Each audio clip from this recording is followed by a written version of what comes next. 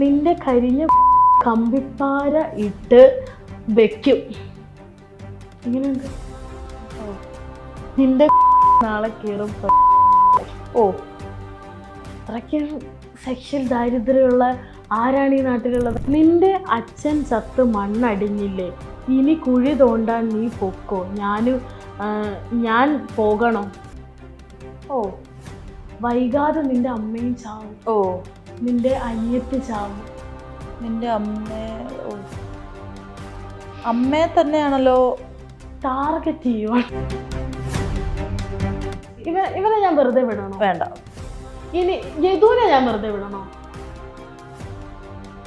ഞാൻ ചാവാണെങ്കിൽ ഞാൻ പോലീസുകാരുടെ പേര് എഴുതി വെച്ചിട്ടേ ചാവും. ഇപ്പൊ ബസ്സിന്ന് പോലും ഒരാൾ മേത്ത് കൈ വെച്ചിട്ടുണ്ടെങ്കിൽ ഞാനിതെങ്ങനെ ഒച്ചയിടും എന്ന് പേടിച്ചുകൊണ്ട് നിൽക്കേണ്ട അവസ്ഥയാണ്. ഇതിന്റെ മെയിൻ കാരണം സത്യം പറഞ്ഞാൽ ഷിംജിത്തെയാണ്. എനിക്ക് നല്ല ഒരു പെൺകുട്ടിക്കും പ്രതികരിക്കാൻ ഇപ്പോൾ പേടിയാണ്.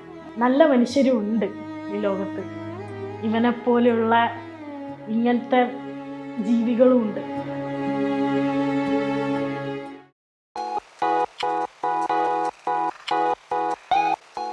ഈ സൈബർ സെല്ലിലും പോലീസ് സ്റ്റേഷനിലൊക്കെ അത് വിറ്റാണ്, അത് ഇതിലും വിറ്റാണ്. ഞാൻ കംപ്ലൈന്റ് കൊടുത്ത പോലീസ് സ്റ്റേഷനിൽ ഫേസ്ബുക്ക് ഏതാ ഇൻസ്റ്റാഗ്രാം ഏതാന്ന് പറഞ്ഞുകൂടാ.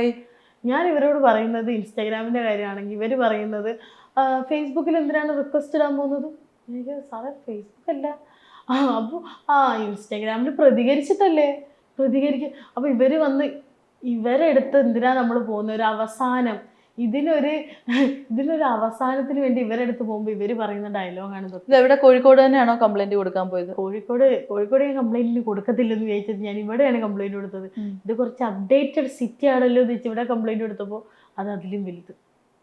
എന്നിട്ട് ഒരു സാറുണ്ടായിരുന്നു അവിടെ, ആ സാറ് എടുത്തിട്ടുണ്ടായിരുന്നു കേട്ടോ ഈ പ്രൊഫൈലുകളുടെ ഒക്കെ ഫോട്ടോ. അത് ഷെയർ ചെയ്തിട്ടുണ്ട്, ഇവർ ഫോർവേഡ് ചെയ്തിട്ടുണ്ട് സൈബർ സെല്ലിലേക്ക് എന്ന് പറഞ്ഞു. എന്നിട്ട് ആ സാറിൻ്റെ പിറ്റേന്ന് എനിക്ക് എങ്ങനെയെങ്കിലും ഇതറിയണമല്ലോ, അപ്പം എൻ്റെ ആവശ്യമാണിത്, അവരുടെ ആവശ്യമല്ല, ശരിയാണ്, എൻ്റെ ആവശ്യമാണ്, ഞാൻ തന്നെ ഇത് ഫോളോ അപ്പ് ചെയ്തുകൊണ്ട് നിൽക്കണം. അപ്പം ഞാൻ വിളിച്ചപ്പോൾ ആള് പറഞ്ഞു URL വേണമെന്ന് പറഞ്ഞു അക്കൗണ്ടിൻ്റെ.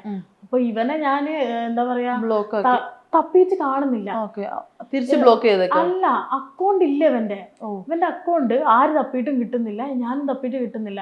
ഇവൻ തന്നെ പറയുന്നുണ്ട് ഇവൻ അക്കൗണ്ട് അടക്കം വേണ്ടി ഡിലീറ്റ് ചെയ്ത് പോയതാണെന്ന്. അപ്പം ഞാൻ പിന്നെ നോക്കുമ്പോണ്ട് ഇവൻ്റെ അക്കൗണ്ട് കിട്ടി. അപ്പോൾ ഞാൻ URL കിട്ടി. അപ്പോൾ ഞാൻ സന്തോഷിക്കുക, എനിക്ക് കിട്ടുമല്ലോ.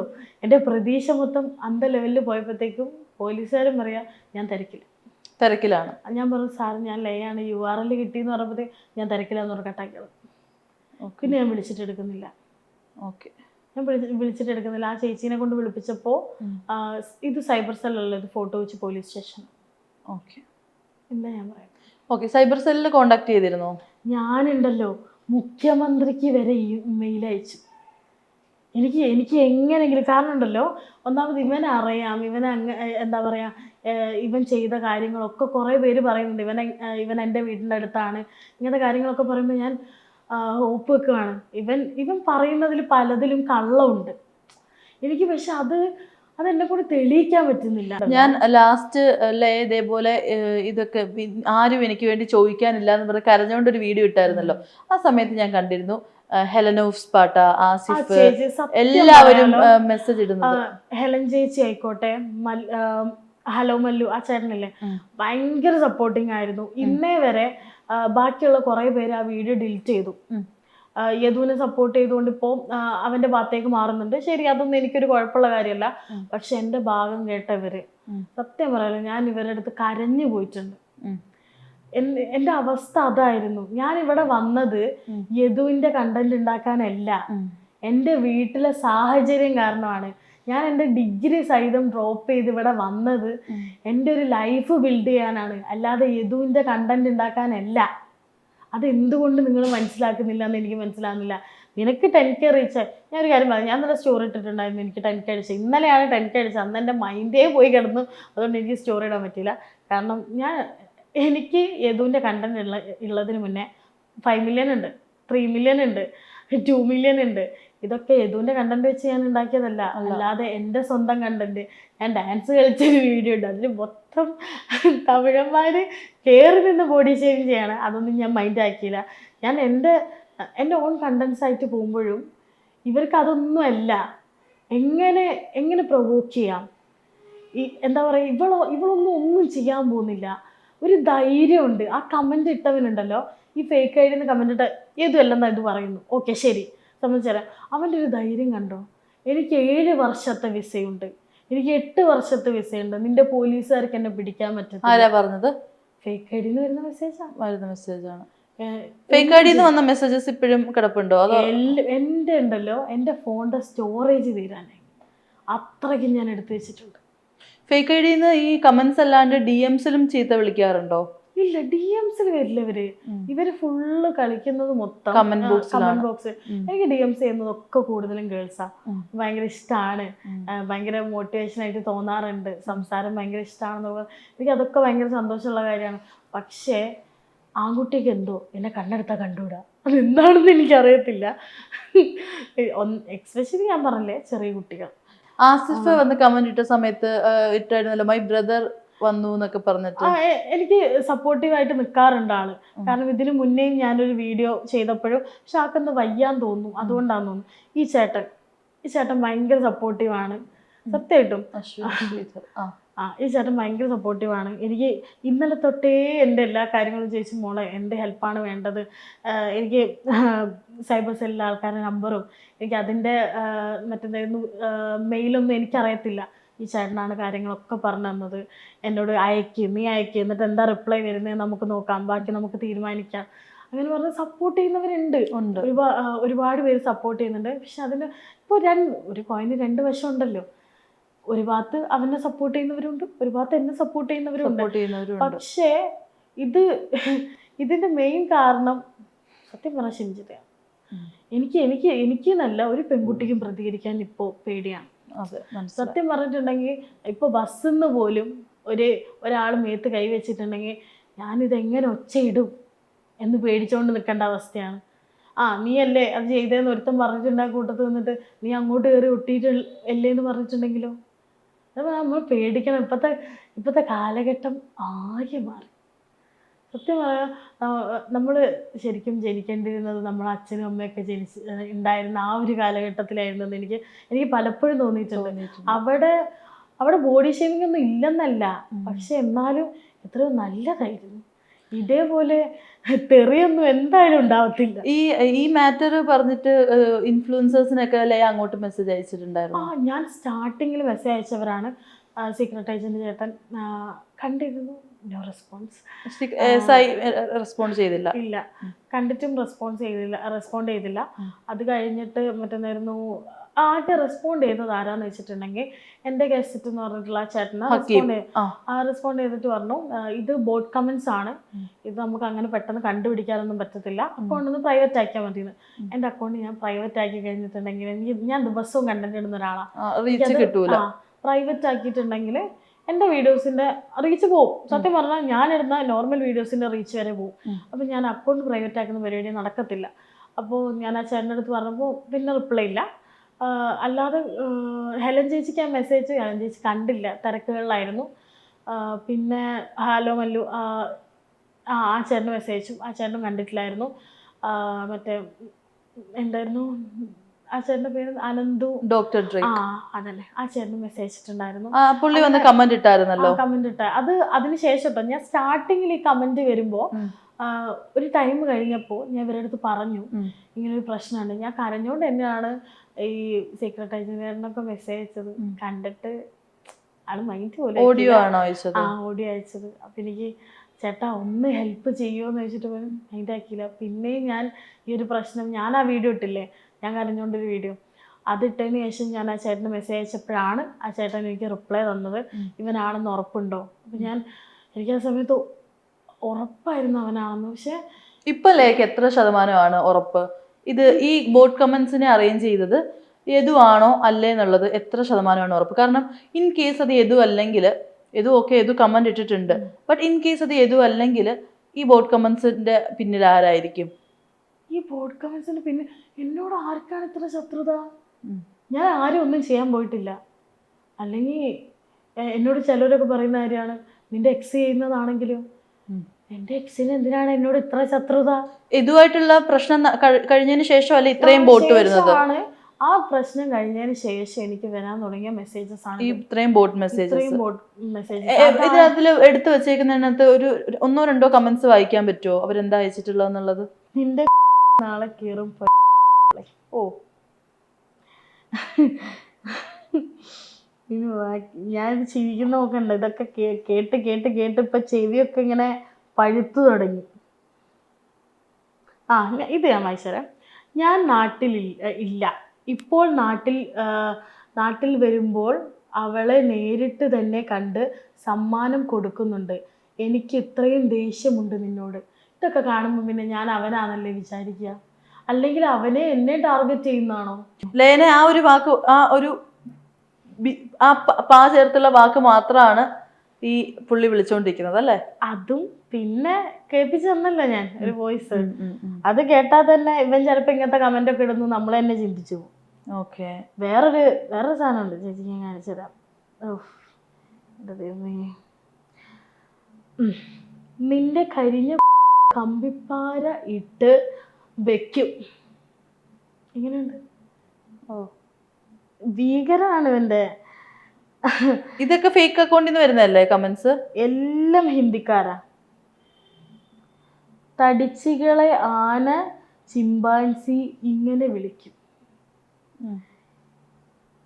ഇത് നിന്റെ അച്ഛൻ ചത്ത് മണ്ണടിഞ്ഞില്ലേ, ഇനി കുഴി തോണ്ടാൻ നീ പൊക്കോ, ഞാൻ പോകണോ? ഓ, എന്താ ഞാൻ ഇവനെ ചെയ്യണ്ടേ?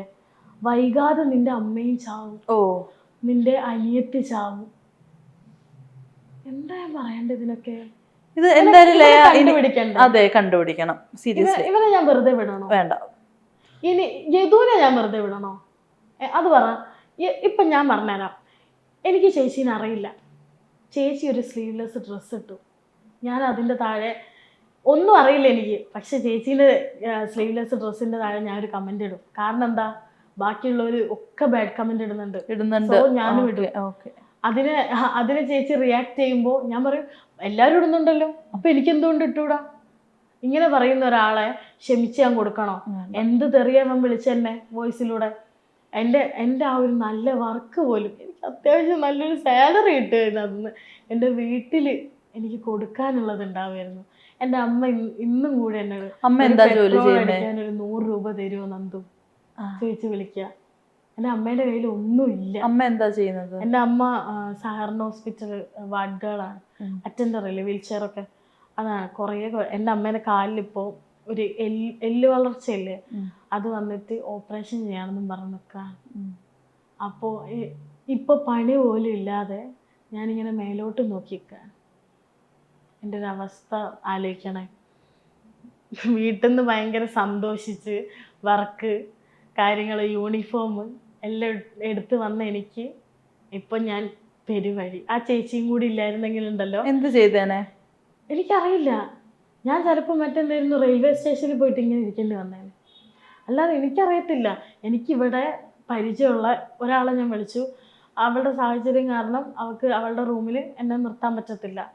വേറെ ആരെ ഞാൻ വിളിക്കും? എൻ്റെ കയ്യിൽ പൈസ ഇല്ല. എൻ്റെ കയ്യിലുള്ള പൈസ വെച്ചിട്ട് ഒരു റൂമൊന്നും എടുക്കാൻ മാത്രമുള്ള പൈസ ഇല്ല. എന്താ പറയുക, എനിക്ക് അവിടെ നിന്ന് ബാലൻസ് ക്യാഷ് കിട്ടിയിട്ടുണ്ട്. പക്ഷേ അതിന്ന് തന്നെ എൻ്റെ അമ്മയ്ക്ക് എനിക്ക് കൊടുക്കണം. അതിൻ്റെ അതിന് ഞാൻ റൂം എടുക്കാനും എനിക്കിപ്പോൾ ഒരു PGക്ക് എത്ര ഉണ്ടാവും? ഒരു 5000. ആ 5000 എൻ്റെ കയ്യിലില്ല. സത്യമായിട്ടും എൻ്റെ കയ്യിലില്ല. എൻ്റെ അക്കൗണ്ട് ബാലൻസ് വേണമെങ്കിൽ ഞാൻ കാണിച്ചു തരാം. കഴിഞ്ഞ ദിവസമൊക്കെ എൻ്റെ അക്കൗണ്ടിൽ 1 രൂപയുണ്ടായത്. ഇപ്പം അവിടെ നിന്ന് ഇറങ്ങിയത് കൊണ്ട് കിട്ടിയ പൈസയാണിത്. അതിൽ തന്നെ നേരത്തെ ഞാൻ അമ്മയ്ക്ക് 1000 രൂപ അയച്ചു കൊടുത്തു. 2000 രൂപയാണ് എനിക്ക് കിട്ടിയത്. ഞാൻ ഓപ്പണായിട്ട് പറയാം, 2000 രൂപയാണ് എനിക്ക് കിട്ടിയത്. 1000 രൂപ ഞാൻ അമ്മയ്ക്ക് അയച്ചു കൊടുത്തു. നേരത്തെ ചേച്ചി ഓട്ടോയ്ക്ക് വന്നപ്പോൾ അതിൻ്റെ തന്നു. ഇനിയിപ്പോൾ എനിക്ക് എത്ര ദിവസം ഓടാനുള്ളതുണ്ട് ഇത്? ആ ചേച്ചി ഇല്ലെങ്കിൽ ഞാൻ സത്യം പറഞ്ഞാൽ എന്ത് ചെയ്യുന്നൊരു ഐഡിയ ഇല്ലാതെ ഞാൻ ഇരിക്കേണ്ടി വന്നേനെ. ആ ബാഗും സാധനമൊക്കെ കൊണ്ട്. അതൊരു പാവമായതുകൊണ്ട് എന്നെ അറിയത്ത് പോലും ഇല്ല ചേച്ചിക്ക്. വീഡിയോ കണ്ടൊരു പരിചയം. എന്നിട്ട് ഞാൻ ചോദിച്ചപ്പോൾ മോളെ നീ വാ, നിനക്കൊരു നേരത്തെ ഫുഡല്ലേ, അത് ഞാൻ തരടാ, നമുക്ക് നല്ല മനുഷ്യരും ഉണ്ട് ഈ ലോകത്ത്, ഇവനെപ്പോലെയുള്ള ഇങ്ങനത്തെ ജീവികളും ഉണ്ട്. അങ്ങോട്ടേക്ക് അയക്കാൻ ഇങ്ങോട്ടേക്ക് ആരെങ്കിലും മെസ്സേജ് ഇട്ടിട്ടുണ്ടായിരുന്നോ? ഞാനാണ് ഹേതി ചേച്ചിക്ക്, ഹേതി ചേച്ചിയുടെ കമന്റിനുണ്ടല്ലോ, ഞാനുണ്ടല്ലോ എൻ്റെ വീഡിയോയിൽ ടാഗ് ചെയ്തു ഹേതി ചേച്ചിനെ. ഞാൻ ടാഗ് ചെയ്തു. അപ്പം തന്നെ ചേച്ചി എനിക്ക് പിന്നെ ഒരു ദിവസം കഴിഞ്ഞ പാടെ ചേച്ചി എനിക്ക് മെസ്സേജ് അയച്ചു. എന്നിട്ട് എനിക്ക് നമ്പറൊക്കെ തന്നു. ഞാൻ എന്നിട്ട് കോണ്ടാക്ട് ചെയ്തു.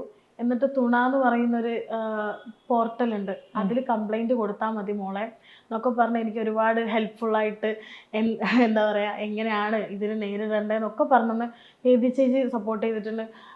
ദീപ്തി കല്യാണിയോ അല്ല, ദീപാറാണി ചേച്ചി, ദീപാറാണി മമ്മി സപ്പോർട്ട് ചെയ്തിട്ടുണ്ട്, ഹണി മമ്മി സപ്പോർട്ട് ചെയ്തിട്ടുണ്ട്, അനുചേച്ചി സപ്പോർട്ട് ചെയ്തിട്ടുണ്ട്. ഇവരൊക്കെ ട്രാൻസ്ജെൻഡേഴ്സ് ആണെങ്കിലും ഈ LGBTQ കമ്മ്യൂണിറ്റിന്ന് നല്ലൊരു സപ്പോർട്ട് കിട്ടി അല്ലേ? സത്യം. മറ്റേ മനുച്ചേട്ടൻ, ആ ചേട്ടൻ്റെ പേര് എനിക്ക് ഓർമ്മയില്ല, മനുച്ചേട്ടൻ എൻ്റെ പെട്ടെന്ന് മനസ്സിലാക്കാൻ. പക്ഷെ ഒരു കാര്യം ആലോചിക്കണം, പല ആളുകളും എന്താ പറയാ മാറ്റി നിർത്തിക്കൊണ്ടിരിക്കുന്ന ആളുകളായിരുന്നു ഒരു പ്രശ്നം വന്നപ്പോഴത്തേക്ക് ഏറ്റവും കൂടുതൽ കൂടെ നിന്നത് അല്ലേ? ഞാൻ അവരെ അക്സെപ്റ്റ് ചെയ്യുന്ന ഒരാളാണ്. ഞാൻ കണ്ടില്ലേ, ഹണി മമ്മീന്നാ വിളിക്കുന്നത്, ദീപാറാണി മമ്മീന്ന് തന്നെ വിളിക്കുന്നത്. ഞാൻ കരഞ്ഞ് നിൽക്കുന്നൊരു സമയം, അത്രയ്ക്ക് ആർത്ത് വിളിച്ച് കരഞ്ഞ സമയത്ത് എന്നെ വിളിച്ച ഒരാളാണ് ദീപാറാണി മമ്മി. മമ്മിയാണ് എൻ്റെ അടുത്ത് പറഞ്ഞ, മോളെ നീ അവൻ കൊളാബ് ചെയ്ത ആ വീഡിയോ പോസ്റ്റ് ചെയ്യരുത്, കാരണം നീ അവൻ്റെ ഈ ക്ഷമ നീ എങ്ങനെയാണ് അക്സെപ്റ്റ് ചെയ്യുന്നത്, നീ ചെയ്യല്ലേ മോളെ എന്ന് പറഞ്ഞ് സപ്പോർട്ട് നിന്നതും, എന്നോട് നാളെ ഇൻ്റർവ്യൂവിന് പോയിട്ട് നീ എൻ്റെ അടുത്ത് എല്ലാം പറഞ്ഞു തരണേ വന്നിട്ട് ഒക്കെ പറഞ്ഞ് ഭയങ്കര സപ്പോർട്ടീവായിരുന്നു. ഇവരൊക്കെ നല്ല മനുഷ്യരാണ്. നിങ്ങൾ പുറത്തുനിന്ന് കണ്ടിട്ട് ജഡ്ജ് ചെയ്യുന്നത് പോലെയല്ല. ചിലപ്പം എന്താ പറയുക, ഇവർ ഡ്രസ്സിങ്ങിലായിരിക്കാം നിങ്ങൾ ഇവരെ ജഡ്ജ് ചെയ്യുന്നത്, അതിലൊന്നുമല്ല. ഇവർക്കൊക്കെ നല്ലൊരു മനസ്സുണ്ട് എന്ന് ഞാൻ പറയും. നല്ല ആണുങ്ങൾ ഇല്ല എന്നല്ല, ഇതൊരാണ് ചെയ്യുന്ന പരിപാടിയാണ്, ഒരിക്കലും ഒരു പെണ്ണ് ചെയ്യുന്ന ഞാൻ പറയില്ല. പക്ഷെ ഇങ്ങനത്തെ കമൻറ്റുകളൊന്നും ഒരു പെണ്ണ് ഒരിക്കലും ഇടില്ല. കമ്പിപ്പാര ഇങ്ങനത്തെ രീതിയിലുള്ള കമൻറ്റ്സ് ഒരിക്കലും ഒരു പെണ്ണ് ഇടത്തില്ല. കാരണം ഇത്രയ്ക്ക് ദാരിദ്ര്യമുള്ള ആരാണ് ഈ നാട്ടിലുള്ളത്? ഒന്ന് ആലോചിച്ച്. മറ്റന്നായിരുന്നു ഒരു അതിജീവിതം ഇല്ലായിരുന്നു, നിർഭയക്ക് സംഭവിച്ചൊരു കാര്യമല്ല ഇത്. അവരുടെ പ്രൈവറ്റ് പാർട്ടിലൂടെ ഇതാണ് ചെയ്തത്. എന്നിട്ട് ഇപ്പോഴും അതിലൊരു പ്രതി പുറത്തുണ്ട്. ബാക്കി എല്ലാത്തിനും തൂക്കിക്കൊന്നെങ്കിലും അവന് 18 വയസ്സായില്ലെന്ന് പറഞ്ഞിട്ട് ഇപ്പോൾ പുറത്തു കൂടെ അവൻ നമ്മളുടെ ഇടയിലൂടെ നടക്കുന്നില്ലേ? അതാണ് നമ്മുടെ കേരളത്തിൻ്റെ മഹിമ, അല്ല ഇന്ത്യൻ്റെ മഹിമ, കേരളത്തിൻ്റെ എന്നല്ല. സത്യം പറഞ്ഞാൽ ദയവ് ചെയ്തിട്ട് ഇതൊക്കെ, ഞാൻ ഇന്നലെ മുഖ്യമന്ത്രിയിൽ ടാഗ് ചെയ്തിട്ട് ഞാൻ ഇട്ടിട്ടുണ്ട്, ഞാൻ ചാവാണെങ്കിൽ ഞാൻ പോലീസുകാരുടെ പേര് എഴുതി വെച്ചിട്ടേ ചാവും. സത്യമായിട്ട് അവരെന്തെങ്കിലും ഒരു ആക്ഷൻ എടുത്തിട്ടുണ്ടെങ്കിൽ സത്യം പറഞ്ഞാൽ എൻ്റെ മൈൻഡ് ആകെ ഔട്ടാണ്. ഞാൻ ആകെ ഞാൻ ചേച്ചി ഓട്ടോയിലിരിക്കുമ്പോൾ കണ്ടില്ലേ, ഞാൻ അങ്ങോട്ടും ഇങ്ങോട്ടും എന്തൊക്കെയോ ചിന്തിച്ചുകൊണ്ട് ഞാൻ ഇരിക്കുകയാണ്. എന്നിട്ട് ചേച്ചി എൻ്റെ മൈൻഡ് ഓക്കെ ആക്കാൻ നോക്കി. എനിക്ക് ഭയങ്കര നല്ലൊരു ക്യാരക്ടറായി തോന്നി കേട്ടോ. എനിക്ക് മനസ്സിലായി ചേച്ചി എൻ്റെ മുടി അയച്ചിടാൻ പറഞ്ഞതൊക്കെ ആ ഒരു മൈൻഡ് മാറ്റാൻ വേണ്ടിയിട്ടാണെന്ന് എനിക്ക് മനസ്സിലായി. പക്ഷേ ചേച്ചിക്ക് അറിയില്ല, ഞാൻ പോയി കഴിഞ്ഞിട്ടുണ്ടെങ്കിൽ ഞാൻ പിന്നെയും ആ ഒരു അവസ്ഥയിൽ എൻ്റെ കണ്ണിൽ നിന്ന് ഞാൻ പോലും അറിയാതെ ഓരോന്നും ഞാൻ ഒന്നാമതുണ്ടല്ലോ, ഞാൻ ഭയങ്കര ഓവർ തിങ്കറാണ്. ഞാൻ ഒരു കാര്യം ആലോചിച്ചിട്ടുണ്ടെങ്കിൽ ആ ഒരു കാര്യം ഇങ്ങനെ റിപ്പീറ്റ് ചെയ്തിട്ട് ഞാൻ പണ്ട് ചെയ്തത് തൊട്ട്, പണ്ട് എന്താ പറയുക എൻ്റെ ലൈഫിൽ നടന്നത് തൊട്ട് ഞാൻ ഇങ്ങനെ ആലോചിച്ചാൽ എനിക്ക് സമാധാനം വേണ്ടേ ചേച്ചി? സത്യം ഞാൻ പറയാം കേട്ടോ, ഈ സൈഡൊന്നും എനിക്ക് മുടിയില്ല. ഞാനില്ലേ ഒരു ടൈമിലില്ലേ എൻ്റെ ഡിപ്രഷൻ സ്റ്റാർട്ട് ചെയ്ത സമയത്ത് ഇങ്ങനെ മുടിയെ പൊട്ടിച്ചിട്ട് എല്ലാവരും നോർമൽ. ഓ എന്ത് ഹാപ്പിനെസ്, മറ്റേ റീച്ചിന് വേണ്ടി. റീച്ചല്ല ഇവിടുത്തെ ആവശ്യം. ഇതാര് പറഞ്ഞു? ഇനി ഒരുത്തൻ്റെ വായ അനങ്ങരുത് ഇങ്ങനെ പറയാൻ. എൻ്റെ അനിയത്തിന് മുന്നിൽ അവളെ ഏച്ചിയായിട്ട് എനിക്ക് നിൽക്കണമെങ്കിൽ, നീ അന്ന് എന്നെ ഒരുത്തൻ പറഞ്ഞപ്പോൾ നീ ഒന്നും പ്രതികരിച്ചില്ലല്ലോ, നീ ഒന്നും മിണ്ടിയില്ലല്ലോ, നാളെ അവൾ ചോദിക്കരുത്. നാളെ അവൾ എൻ്റെ അടുത്ത് ചോദിക്കുക, അന്ന് അങ്ങനെ എന്നെ ഒരുത്തൻ വിളിച്ചിട്ട് നീ എന്താ നന്ദു പ്രതികരിക്കാഞ്ഞ്? നോക്കുമ്പോൾ ഞാൻ എത്രത്തോളം വീണു. ഇത്രയും ഇവൻ എൻ്റെ ഇങ്ങനത്തെ കമൻസ് ഒക്കെ ഇട്ടില്ലേ പ്രൈവറ്റ് പാർട്ടിൻ്റെ ഒക്കെ, അപ്പോഴൊക്കെ ഞാൻ മിണ്ടാതെ നിന്നതാണ്. ഞാൻ പോട്ടെ, കാരണം ഉണ്ടല്ലോ എനിക്കിപ്പോൾ വേണ്ടത് എന്താ, ഞാൻ എന്താ പറയുക, പൈസ തന്നെ പറയും. എനിക്ക് പണിയെടുക്കണം, പൈസ ഉണ്ടാക്കണം, എനിക്ക് എൻ്റെ വീട്ടിൽ കൊടുക്കണം. അതിന് വേണ്ടിയിട്ടാണ് ഞാൻ ഇത്രയും നിന്നത്, ഇത്രയും സഹിച്ച് പിടിച്ച് നിന്നത്. ലാസ്റ്റ് ആ ഒരു കമൻറ്റ് ഞാൻ കാണിച്ചു തന്നിട്ടില്ലല്ലോ, ഞാൻ ഇപ്പോൾ കാണിച്ചു തരാം. ആ ഒരു കമൻ്റ് ഉണ്ടല്ലോ, എന്നെ അങ്ങോട്ട് ഇല്ലാതാക്കി കളഞ്ഞു. ആരും എനിക്ക് മെസ്സേജ് അയച്ചാൽ ഞാൻ ഫസ്റ്റ് അയച്ചു കൊടുക്കുന്നത് കമൻ്റ് ഒന്ന് വായിച്ചേ. വായിക്കണ്ട, നീ എന്ത് തരം ജീവിയാണ്? അല്ല, ആ ചുണ്ടിൻ്റെ പടമുള്ള നിന്റെ അമ്മയെ തന്നെയാണല്ലോ ടാർഗറ്റ് ചെയ്യുവാണ്. അയ്യോ, ഇതെല്ലാം ഫേക്ക് അക്കൗണ്ട്സ് എന്ന് വരുന്നത്, എല്ലാം അമ്മേനെ തന്നെയാണല്ലോ വിളിക്കുന്നത്. അതിനിടയ്ക്ക് ഒരു നേഹ ഒരു പെണ്ണിന്റെ അക്കൗണ്ട് ഒന്നും വന്നിട്ടില്ല. അത് പെൺകുട്ടികളുടെ പ്രൊഫൈൽ വെച്ചിട്ടുള്ള ഫേക്ക്. ഓക്കെ, ഇത് ഭയങ്കര പ്രശ്നമാണ് സത്യമായിട്ടും. എന്തായാലും എനിക്ക് പറയാനുള്ളത്, ലയ നല്ല സ്ട്രോങ് ആയിട്ട് നിൽക്കണം. എത്രയും പെട്ടെന്ന് ലയക്ക് ഒരു എന്താ പറയുക, നീതി കിട്ടട്ടെ.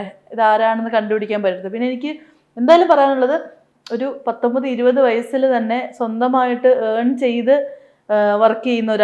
ചെയ്ത് ജീവിക്കുന്ന ഒരാൾ, എല്ലാവരും പേരൻസിൻ്റെ തണലിൽ നിൽക്കേണ്ട പ്രായത്തിൽ സ്വന്തമായിട്ട് ഏൺ ചെയ്ത് അമ്മയ്ക്കും അനിയത്തിയൊക്കെ നോക്കുന്ന ഒരാൾ, ആൻഡ് എന്താ പറയുക, അത്രയും കോൺഫിഡൻ്റ് ആയിട്ട് നല്ലപോലെ സംസാരിക്കുന്ന ഒരാൾ. ലേണിംഗ് ഡിസബിലിറ്റി ഉണ്ടെന്ന് പറഞ്ഞ് പലരും മേ ബി വീട്ടിലിരിക്കും, ബട്ട് എത്ര നന്നായിട്ടാണ് ലയ സംസാരിക്കുന്നത്. അപ്പോൾ സ്ട്രോങ് ആയിട്ടിരിക്കണം. മാക്സിമം നോക്കുന്നുണ്ട്, എന്നെ കൊണ്ട് പറ്റുന്ന തന്നെയാണ് ഞാൻ വിചാരിക്കുന്നത്. കാരണം ഞാൻ ഒരാൾ വീണ പിന്നെ മൊത്തത്തിൽ വീഴും. അതെ, അപ്പൊ ലയ എന്തായാലും എപ്പോഴും അമ്മേനെ അമ്മ എത്ര ഇഷ്ടമുള്ള ആളല്ലേ. അച്ഛൻ ലയനെ ആയിരിക്കും. ഞാനും ഏറ്റവും കൂടുതൽ അടിയാണെങ്കിലും ഞങ്ങൾ ഉള്ളിൽ ഭയങ്കര സ്നേഹമാണ്. അതെ, അമ്മയും ഞാനും ആയിക്കോട്ടെ, അനിയത്തി ആയിക്കോട്ടെ.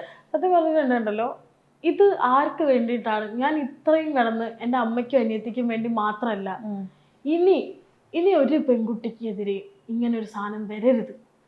അത് സഹിക്കത്തില്ല. സത്യം പറയാനുള്ളൂ. ചേച്ചിക്ക് ഇത് സഹിച്ചോ? ഇല്ല. ചേച്ചീൻ്റെ ആണെങ്കിൽ ഇങ്ങനെ ഒരു കമന്റ് വരുന്ന ചേച്ചി എന്ത് ചെയ്യും? റിയാക്ട് ചെയ്യും. ചെയ്യത്തില്ലേ? മിണ്ടാതിരിക്കോ? റീച്ച് നോക്കി നിൽക്കുവോ? എന്നിട്ട് എൻ്റെ വരുന്ന കമന്റാണ്, നീ റീച്ച് ഉണ്ടാക്കാൻ വേണ്ടി ചെയ്തതാണ്. എനിക്ക് റീച്ച് അല്ല വേണ്ടത്, എനിക്ക് വേണ്ടത് ഇവൻ ആരാന്ന് അറിയണം. നാളെ എതു വരാന്ന് പറഞ്ഞിട്ടുണ്ടല്ലോ, പോവാ കമ്മീഷണർ ഓഫീസിൽ തന്നെ പോയി കൊടുക്കാം. എനിക്ക് ഇനി വയ്യ, എനിക്ക് ഇനി സഹിക്കുന്നതിൽ ഒരു അർത്ഥമില്ല. മനസ്സിലായി. എന്തായാലും ലൈക്ക് അർഹിച്ച നീതി കിട്ടട്ടെ. എന്തായാലും എപ്പോഴും ഇതുപോലെ തന്നെ സ്ട്രോങ് ആയിട്ട് മുന്നോട്ട് പോകണം. നമ്മളെല്ലാവരും കൂടെയുണ്ട്. എന്തായാലും ഫ്യൂച്ചറിലോട്ടുള്ള ഇനിയുള്ള ലൈഫിനും ഒക്കെ ബെസ്റ്റ് ഓഫ് ലക്ക്.